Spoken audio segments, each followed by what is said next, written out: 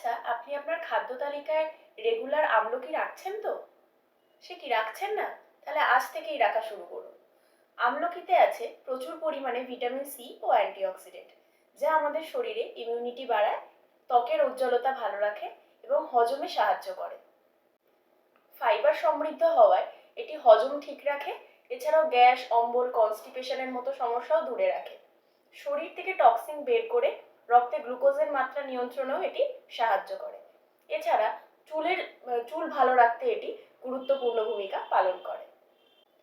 এছাড়াও আমলকি আমাদের শরীরে গুড কোলেস্টেরলের মাত্রা বাড়িয়ে আমাদের হার্টকে ভালো রাখতে সাহায্য করে।